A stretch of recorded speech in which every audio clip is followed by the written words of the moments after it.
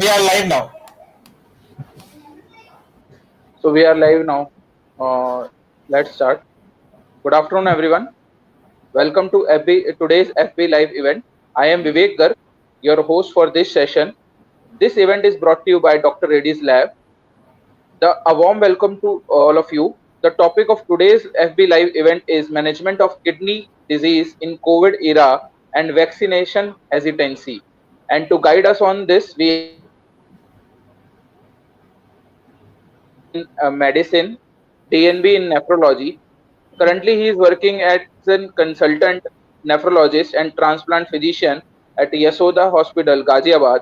Also, he has running his clinic with the name of the Kidney Clinic, Gaur City, Noida West, Greater Noida West. A warm welcome, and we will hand over this session to Dr. Ravinder sir. Thanks a lot for Dr. Reddy, first of all, for giving me this platform. I am Dr. Ravinder Singh Bhadauria. मैं हिंदी में आपसे बात करना ज़्यादा पसंद करूँगा जिससे ज़्यादा लोग समझ पाए मेरी बात को। तो जैसा टॉपिक है हमारे आज की चर्चा का कि कोविड किडनी पेशेंट को हम कोविड एरा में कैसे मैनेज करें। नो डाउट कोविड किसी भी एज ग्रुप को इफेक्ट कर सकता है, जैसे हम सभी को मालूम है, लेकिन किडनी पेशेंट में ये संभावना कुछ ज़्यादा होती है क्योंकि उनके साथ काफ़ी प्रॉब्लम साथ में जुड़ी होती हैं। जैसे मोस्टली पेशेंट इम्यूनो कॉम्प्रोमाइज्ड होते हैं, उनकी इम्यूनिटी थोड़ी कम होती है as compare to other normal patients. उनके साथ में हार्ट प्रॉब्लम जुड़ी होती है, साथ में वो अगर डायलिसिस पे हैं तो और इम्यूनिटी उनकी कमज़ोर होने का डर होता है। तो इस तरह के पेशेंट को अगर कोविड हो जाता है तो काफ़ी परेशानियाँ आ सकती हैं। जब कोविड का इन्फेक्शन इनको होता है तो ये सिम्टोमेटिक हो सकता है या एसिम्टोमेटिक हो सकता है। एसिम्टोमेटिक अगर होता है तो पेशेंट को बहुत मामूली से सिम्टम्स होते हैं, ऑलमोस्ट जैसे पेशेंट को मालूम ही नहीं चलता है, और पेशेंट ये यूजली बिना किसी सिम्टम्स के भी 1 से 2 हफ्ते में रिकवर कर जाता है। लेकिन अगर पेशेंट को कोई सिम्टम्स आते हैं जो नॉर्मली एक रेस्पिरेटरी इलनेस के रूप में आते हैं, एक फ्लू लाइक सिम्टम्स, जिसमें पेशेंट को सर्दी, जुकाम, बुखार आना बहुत तेज, आमतौर पर वही सिम्टम जो किसी नॉर्मल इंसान को कोविड की परेशानी से आ सकते हैं। तो इन सिम्टम्स जब आते हैं तो आमतौर की किडनी वाले पेशेंट्स को ये किसी रूप बहुत सारे तरीके से परेशान कर सकते हैं। उनकी स्वेलिंग बढ़ सकती है अगर वो उनको स्वेलिंग आने की समस्या है। अगर ये बहुत ज़्यादा बढ़ जाए तो पेशेंट का बीपी अनकंट्रोल हो सकता है, पेशेंट को सांस लेने में दिक्कत हो सकती है, पेशेंट को कंटिन्यूस फीवर बना रह सकता है, और इस कंडीशन में पेशेंट की हालत बहुत जल्दी डिटोरेट होनी स्टार्ट हो जाती है। तो ऐसी किसी भी सिम्टम्स में अगर आने शुरू होते हैं या शुरुआती लक्षण दिखते हैं तो पेशेंट को तुरंत अपने डॉक्टर से संपर्क करना चाहिए, और बेटर हो सके, संभव हो सके पेशेंट को हॉस्पिटलाइज करना ज़्यादा अच्छा रहता है, क्योंकि ऐसे पेशेंट को एक बिल्कुल क्लोज मॉनिटरिंग में रखना होता है जिससे कि उनकी जो प्रॉब्लम है वो बढ़ने से रोकी जा सके। जो भी कोई कॉम्प्लिकेशन इसकी वजह से होता है तो उसको तुरंत उस पर एक्शन लिया जा सके। कई पेशेंटों में जिनको पहले से कभी कुछ प्रॉब्लम नहीं है, किडनी की समस्या नहीं है, उनमें भी कोविड किडनी को प्रॉब्लम कर सकता है। इस तरह के पेशेंट को आमतौर पे आईसीयू के पेशेंट्स होते हैं, जिसमें नॉर्मली वो डायबिटीज़ या ब्लड प्रेशर के पेशेंट, हार्ट पेशेंट, उनमें किडनी भी इन्वॉल्व होना स्टार्ट हो जाती है। अगर ये इन्वॉल्वमेंट ऑलमोस्ट हम 30 to 40% आईसीयू पेशेंट्स में देखते हैं। अगर ऐसा होता है तो 80% केसेस में किडनी की प्रॉब्लम इतनी बढ़ सकती है कि उसमें पेशेंट को डायलिसिस की भी आवश्यकता पड़ सकती है, जो टेम्परेरी किडनी को इतना डैमेज कर देती है। अगर ऐसी समस्या होती है तो पेशेंट की हालत बहुत जल्दी डिटोरेट होती है और मॉर्टेलिटी रिस्क 80 to 90% बढ़ जाता है। अगर पेशेंट रिकवर भी हो जाता है तो वो कई बार किडनी का परमानेंट पेशेंट भी बना रह सकता है, जिसके लिए उसको रेगुलर डॉक्टर से चेकअप कराने की जरूरत और ट्रीटमेंट लेने की जरूरत पड़ती है। क्योंकि किडनी के पेशेंट्स में ये समस्या आमतौर पे जल्दी परेशान करती है, तो ये जरूरी है कि किडनी के पेशेंट अपनी मेडिसिन रेगुलर लें, अपना रेगुलर चेकअप कराते रहें। डॉक्टर ने जो भी उनको सलाह दी है एक रेगुलर फॉलोअप के लिए, उसको फॉलो करने की पूरी कोशिश करें। जैसे कोविड में हमें मालूम है कि जो इम्पोर्टेंट प्रिवेंशन की चीज़ें हैं, प्रॉपर पर्सनल हाइजीन रखनी है, हैंड हाइजीन रखना है आपको, सिंपली सोप और वाटर से अपने हाथ को धोते रहना है जब भी आप किसी भारी वस्तु को टच करें। अगर वो उपलब्ध नहीं है तो at least alcohol based antiseptic solution से अपनों को सैनिटाइज करते रहना है। फेस मास्क का रेगुलर इस्तेमाल करना है, स्पेशली जब आप पब्लिक ट्रांसपोर्ट में हो, बाहर कहीं आप लोगों के संपर्क में आए तो सोशल डिस्टेंसिंग का फॉलो करना है। इन 3 बातों का खास ध्यान रखना है जिससे कि आपको कोविड इन्फेक्शन से जितना हो सके बचाया जा सके। इन केस अगर आपको कोविड इन्फेक्शन हो जाता है और आपको जो समस्या जो मैंने अभी बताई हैं अगर होती हैं तो डॉक्टर से तुरंत संपर्क करना है। डायलिसिस पेशेंट की हम बात करें तो डायलिसिस पेशेंट में ये कोविड इन्फेक्शन काफ़ी परेशान कर सकता है, तो उन पे निगरानी करनी बहुत ज़रूरी है। और डायलिसिस से जिन पेशेंटों का रेगुलरली होता है उनको कुछ बातों का स्पेशली ध्यान रखना है। जैसे हो सके डायलिसिस में जाने के पहले वो अपना कोई भी रिस्ट वॉच, कोई भी बैंगल हो गया, कोई भी फॉरेन बॉडी अगर पहनते हैं, कोई बैंड पहनते हैं, ये सब ना पहने। हो सके कोई जैसे आमतौर पे कई डायलिसिस पेशेंट बुक लेके जाते हैं पढ़ने के लिए, अपना टाइम काटने के लिए 4 घंटे, क्योंकि पेशेंट को डायलिसिस पे रहना होता है। ये सब चीज़ें ले जाना अवॉइड करें। डायलिसिस में जहाँ तक हो सके खाना ना खाएं, और वहाँ पे अगर आप जब भी डायलिसिस में जितने टाइम भी रहते हैं 4 घंटे, तो अपना फेस मास्क प्रॉपर सिक्योर करें, उसको रिमूव ना करें।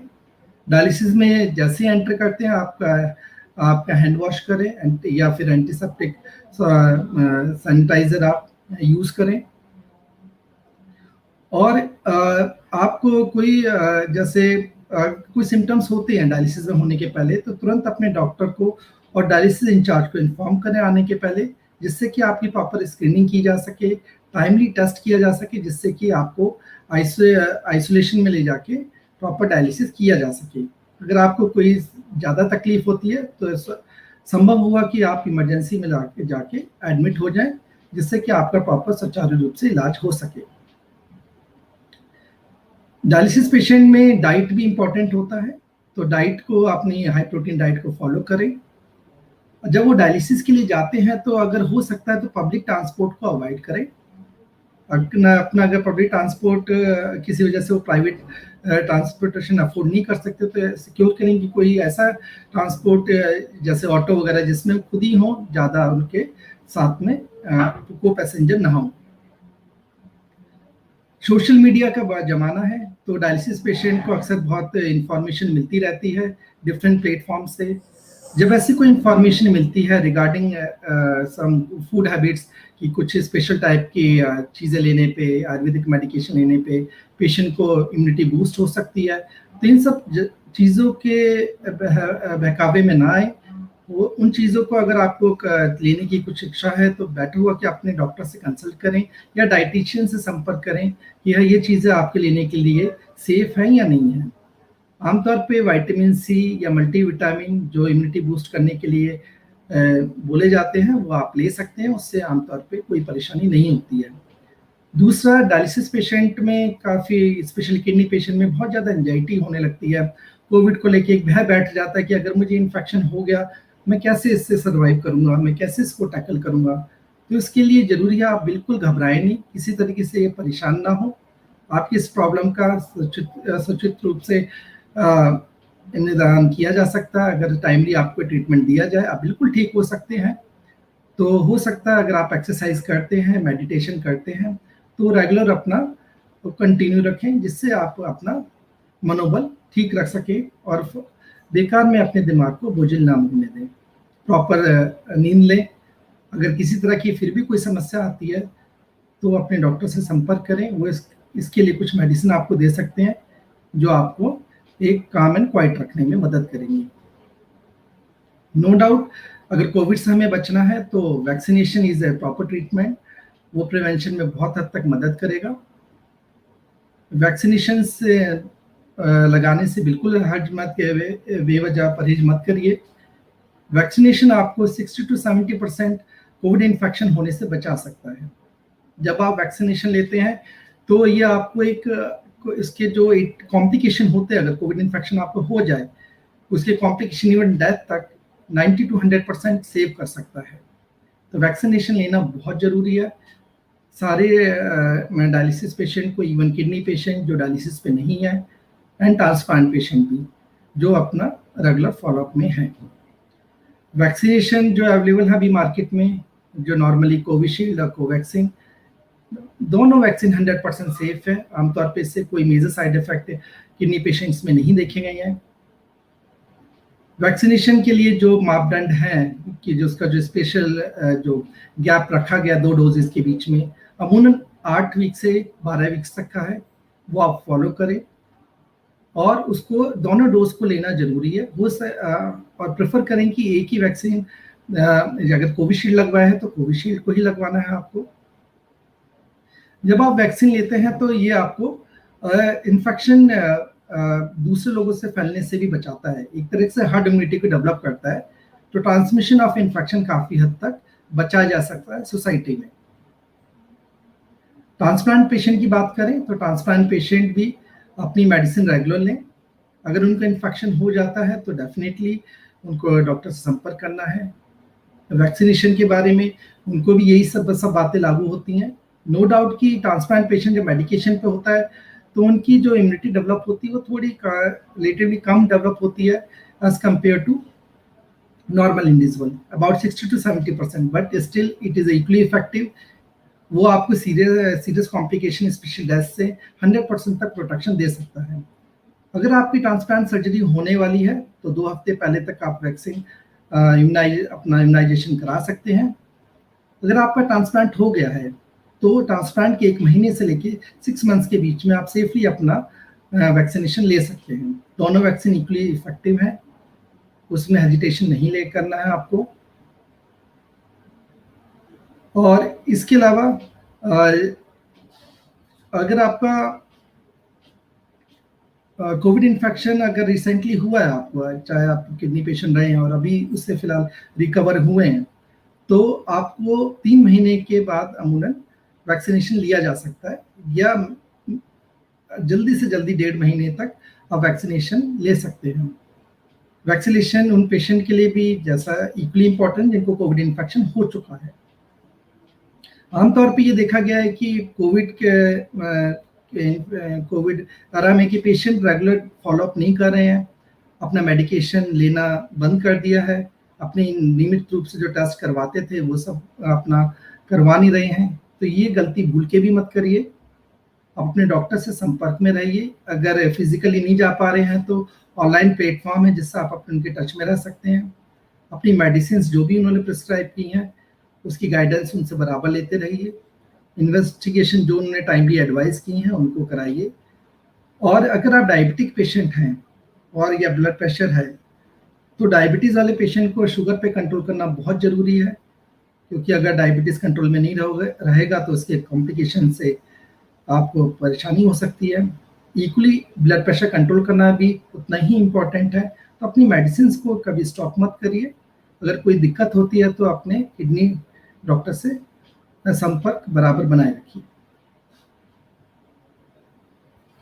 नमस्कार जी, ये सब चीज़ें अब हेलो, मैं ऑडियंस से अब मैं आग्रह करूंगा कि कोई उनके इस बारे में कुछ क्वेरीज हों, कुछ सवालात हों जिनके बारे में वो डिस्कस करना चाहते हों या उसके बारे में ज़्यादा जानना चाहते हों तो हम कर सकते हैं।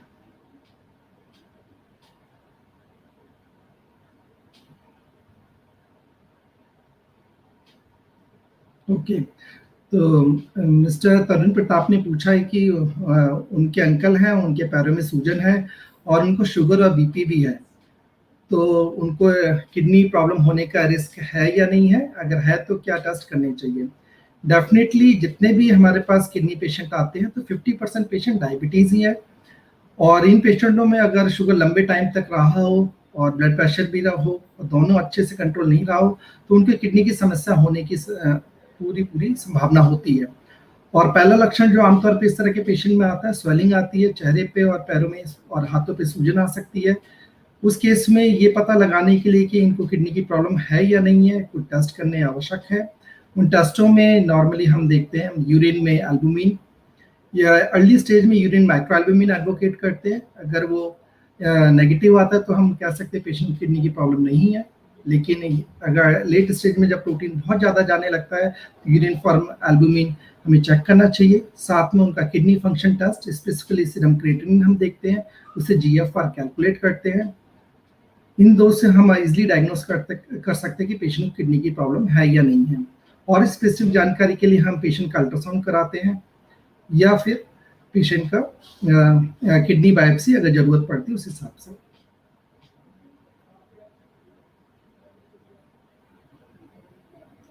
नेक्स्ट क्वेश्चन है कि Covishield and Sputnik and Covaxin Covishield is giving blood clots. No doubt कि ऐसी अभी रिसेंट जितने भी ट्रायल्स हुए उसमें ऐसी रिपोर्ट्स आई हैं कि उसमें ब्लड क्लॉट्स हुए कुछ पेशेंटों में, बट ये जो रिस्क है it is very minimal. Only 1% of the population has population who has received vaccine have got this complication. बहुत ही मामूली सा साइड इफेक्ट है जो बहुत प्रैक्टिकली स्पीकिंग हमने किसी पेशेंट में अभी तक नहीं देखा है। जो मैंने अपनी प्रैक्टिस में बताऊं तो आप सेफली कोई भी वैक्सीन आप ले सकते हैं, इससे डरने की कोई आवश्यकता नहीं है। It is very important to have a vaccine on time.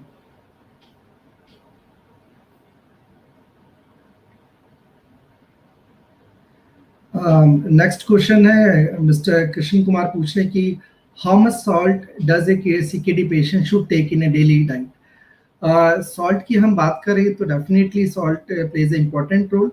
आमतौर पे हम किडनी पेशेंट को बोलते हैं कि 5 ग्राम से ज़्यादा सॉल्ट 24 घंटे में नहीं ले। 5 ग्राम का मतलब 5 चुटकी से ज़्यादा। डेफिनेटली ऐसे पेशेंट को भी ब्लड प्रेशर की प्रॉब्लम होती है, ज़्यादा सॉल्ट लेने से बीपी आपका बढ़ सकता है। सूजन आ रही है तो सूजन में इजाफा हो सकता है पेशेंट को। तो 24 घंटे में जहाँ तक कोशिश करिए सॉल्ट जितना भी है सिर्फ दाल में सब्जी में 3 से 5 ग्राम तक लीजिए, उससे ज़्यादा नहीं। और साथ में जो सॉल्टी चीज़ें होती हैं जैसे अचार हो गया, पापड़ हो गया, नमकीन हो गई, प्रिजर्वेटिव चीज़ें हो गई, केन फूड हो गया, इनमें सॉल्ट की मात्रा कुछ ज़्यादा होती है, ये सब अवॉइड करिए। टेबल सॉल्ट नहीं लेना आपको। तो जितना सॉल्ट आप कम रहेंगे उतना बेटर होगा कि आपकी स्वेलिंग अच्छे से कंट्रोल हो पाएगी और ब्लड प्रेशर भी अच्छे से कंट्रोल रहेगा।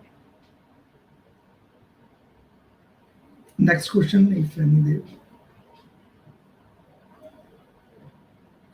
Yeah, how to deal with the post-COVID complication यानी you have CKD। Definitely CK जो कि क्रोनिक किडनी पेशेंट्स होते हैं तो उनके लिए सबसे बड़ी इंपॉर्टेंट चीज़ है ब्लड प्रेशर। ब्लड प्रेशर पे कंट्रोल रखना है आपका। बीपी 130/80 से कम होना चाहिए। जितना ज़्यादा बीपी कंट्रोल रहेगा तो आपको किडनी प्रोग्रेशन की प्रॉब्लम कम से कम रहेगी। साथ में उसकी जो कॉम्प्लिकेशन है साथ में, जैसे आपको अगर हीमोग्लोबिन कम है तो उसके लिए हमें इरिथ्रोपोइटिन हार्मोन देने की ज़रूरत है विद आयरन सप्लीमेंट। अगर आपको बोन डिसीज़ है तो उसको भी हमें इक्वली ट्रीट करना है calcium and vitamin D supplementation से।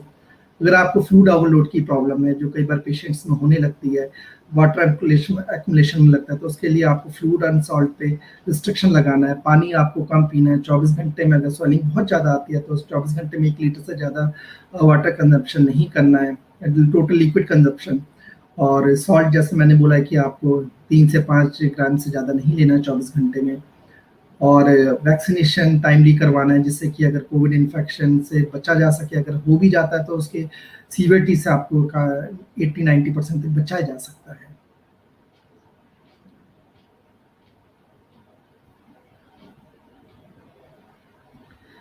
जितने भी मार्केट में vaccine available all are safe. ऐसा कोई वैक्सीन स्पेसिफिकली वैक्सीन नहीं है जो कि स्पेशली किडनी और ट्रांसप्लांट पेशेंट के लिए जिसके लिए मैं एडवाइस करूं। जो भी वैक्सीन है, जो भी आपको, चाहे वो कोवैक्सीन है, कोविशील्ड है, जो भी अभी आपको अवेलेबल हो पाता है, all vaccine are equally safe. इसमें ऐसी कोई स्पेशल एफिकेसी नहीं देखी गई है कि कोई किडनी पेशेंट के लिए कोई स्पेशल वैक्सीन अच्छा काम करता है दूसरा कम काम करता है, ऐसा भी किसी भी स्टडीज में क्लेम नहीं आया है।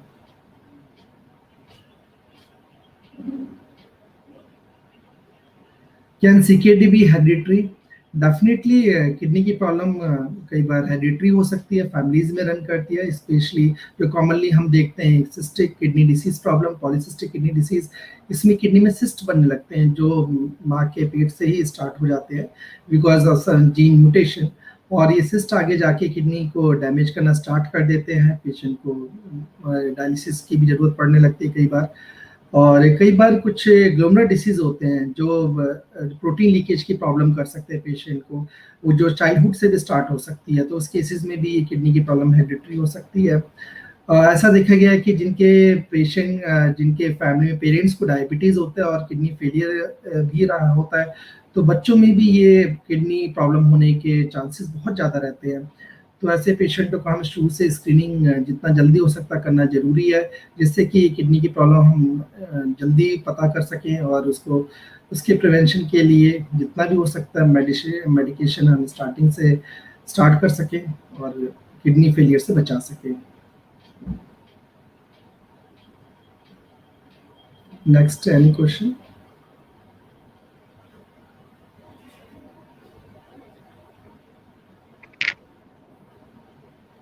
So there is one more question.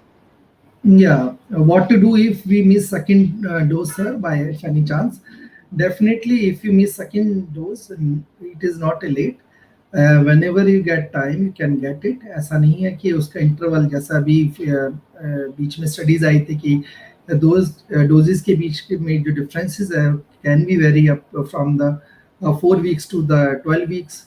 तो अगर ड्यूरेशन ज़्यादा भी हो जाता, आप मिस कर दिए सेकेंड डोज को, आप ले सकते हैं, लेकिन 2 डोज लेना ज़रूरी है क्योंकि it will help for building your immunity, to boost your immunity. तो दोनों डोज अगर टाइमली ले पाते तो अच्छी बात है, अगर मिस भी कर दिया तो you can take second dose, there is no harm.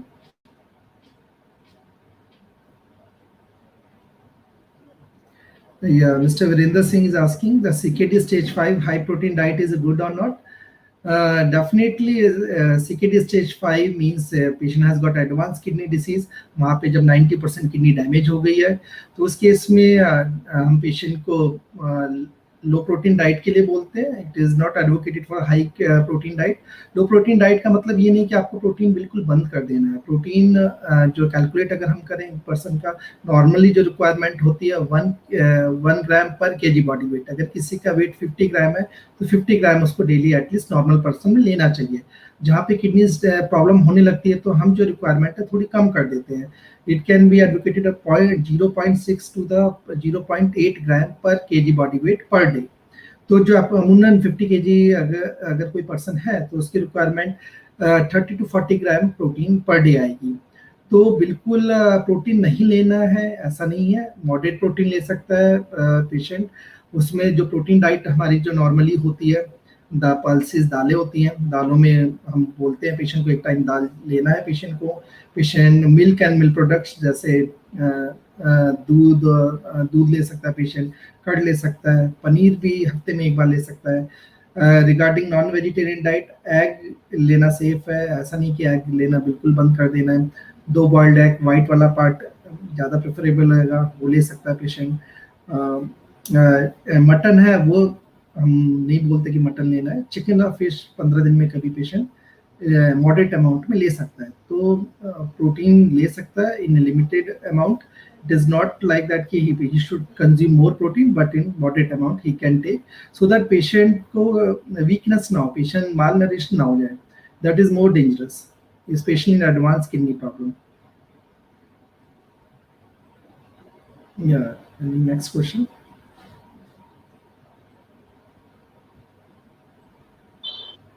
I guess that's all, sir. Thank you for your valuable time, and thanks for all the audience for watching this live session. Thanks a lot to all participants for taking part in this discussion, and especially thanks to Dr. Stadies for giving me this platform. Have a nice day, all of you. You too, sir. Namaskar.